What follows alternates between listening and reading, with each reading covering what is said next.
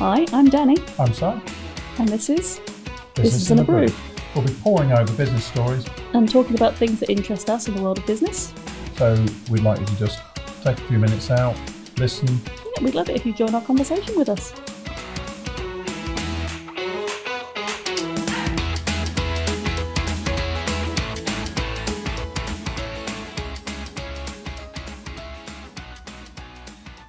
Hello. Hello. So today it's my turn to tell you a story. Mm. And I'm going to tell you a story that fascinates me because this guy is badass. It is Colonel Sanders, who you would not necessarily associate with being badass. No. So, guy's fascinating. He was born in 1890. Also not a time you'd associate with anyone being, quite funky. And his father died at 6 years old, which is very sad. But from that age, he was very determined and very tenacious, and he kind of knew that he wanted to go out and provide for his family and provide for himself. So he left school in the 7th grade and became a farmhand. Mm. And then at 16, so after a few years of earning as a farmhand, I don't know what farmhand is. Is that someone who digs up potatoes or something? Yeah, basically someone who's had to do all sorts of things around the farm. Fair enough. Anyway, At 16, he faked his age and enlisted in the army. And then he was thrown out with an honourable discharge a year later, because obviously he was too young to be in the army in the first place. Fine. He then became a railway labourer. I mean, this is hardcore labour. He's doing some hardcore jobs. He's not painting nails in a salon or something. You wouldn't do that in 1890 anyway. But railway labour, he got fired for fighting. Wow. I know. And you've seen that picture of him with his big tash. Mm. Well, I'm thinking if it was railway labouring, that was installation of brand new railways, probably heading west. And it was the Wild West. I don't even know which way west is. Okay, that's fine. That's towards San Francisco. Thanks. Mm. And then he left railway labouring and started studying law. I know, random. But he got thrown off his law course for, guess what? Fighting. Yes. Then he had to move back in with his mum and started selling insurance door to door. Did he fight there? Not quite. He got fired for insubordination.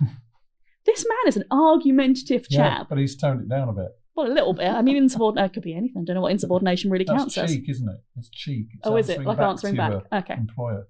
Bit like I do with you. Yeah. I'm very insubordinate. Then, in 1920, he founded a ferry boat company. This man has no idea what he wants to do with his life, but he is willing to work and give it a go. That didn't work, so he moved into lamp manufacturing. Is this electric lamps?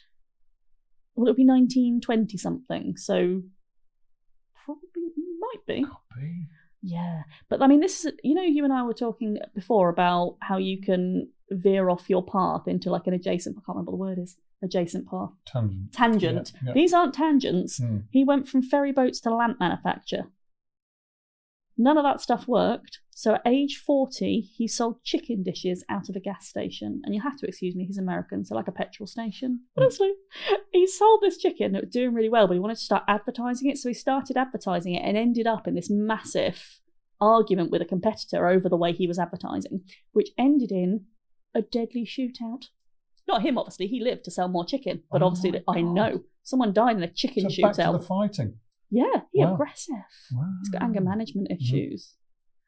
So he looks like such a sweet old man. He did, didn't he? They did a really good job of making him look non-violent.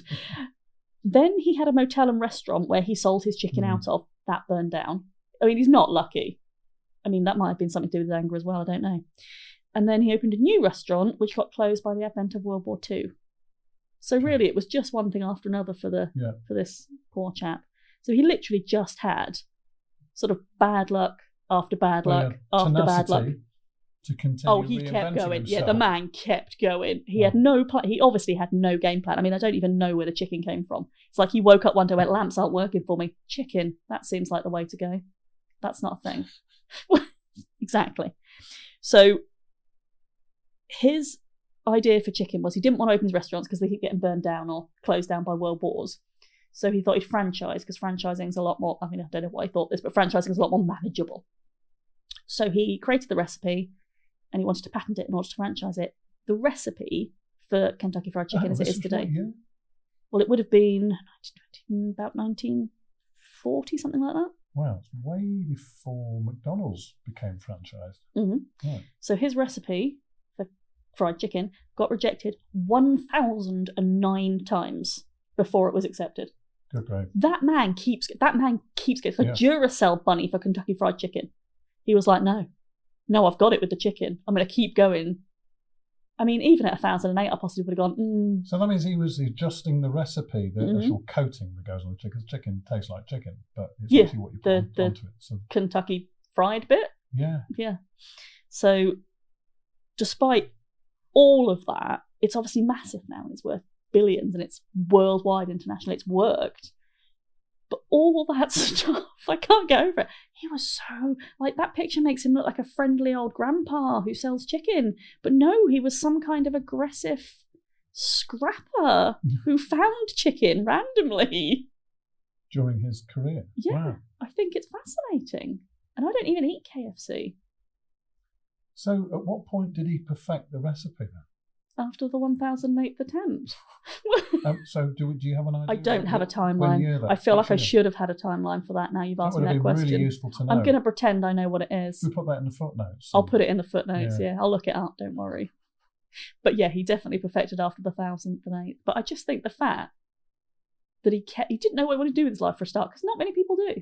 I mean, how many people go to primary school like, yeah, I definitely want to be a digital marketer. Yeah, I definitely want to make websites. Yeah, I definitely want to do whatever. Yeah, and how many people end up doing jobs that actually don't exist at the moment? Yeah, or they invent a world for themselves because there isn't something they want to do, or they find themselves doing something that's, it's all right, it'll pass the time. I mean, he had no clue. The army, a railway, law, selling insurance, ferry boat, lamp manufacture, chicken. None of those things are related. All those roads were leading to chicken. I don't even... All roads lead to chicken. So maybe he just thought back to being a farmhand. Is it crossing? The farmhand. Was it a chicken farm? You're telling me. Maybe it was. Maybe this whole time chicken was in his head and everything else was a weird diversion away from chicken. So the whole time he was looking after these chickens in a farm, you think he was thinking about killing them off to eat them? Or coming up with a recipe. Well, it was quite violent. But maybe he had to be in those days.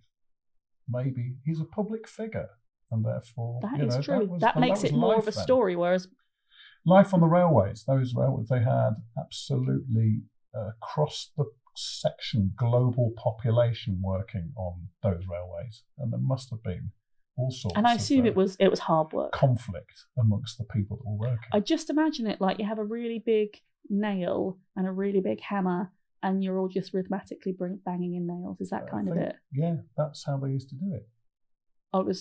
I had a song in my head then, but I'm not going to sing because I can't sing in tune. Okay. So I imagine, maybe it was the Wild West. You said at the beginning. Yeah. So it was all a bit wild. Railroads would just lead continually west. Yeah. What's west? Well, it's, New York's in the east, and San Francisco's in the west. Pacific Ocean. Don't look at me like I should know that. I've got no sense of direction. I am not looking at you any other way, other than with respect. Thanks. So yeah, that is my story of Colonel Sanders, who looks like a cheery chappy, and it turns out was a scrappy, tenacious fighter who had no idea what he wanted to do with his life, somehow discovered chicken, and made chicken work. And almost deserves some of the adulation he's had over the years. He does. He deserves more adulation than he gets. He's not just chicken. He's so much more. He's more than chicken. He's multi-layered chicken. Wonderful backstory. Yeah. It's something we all take for granted. I mean, I don't eat it, so I don't. But no. I assume the chicken eaters do. They don't think about the 1,008 failed chicken recipes. Do you have any word for the chickens? Sorry, chickens. Still, that's tenacity. That's what I'm taking from this. We wanted to be a bit more tenacious about our goals, and little lesson for everyone out there: if you don't know what you want to do with your life, that's fine. Try the railways. Try the railways. Try law. Try lamp making. Try anything you like. Eventually, you'll find your chicken. You'll get there. Thanks.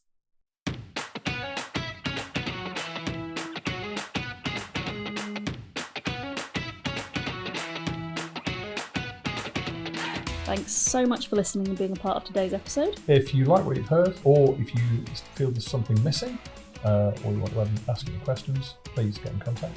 And if you love listening to us as much as we love talking to you, subscribe, download, leave us a review. All the love helps. Thank you.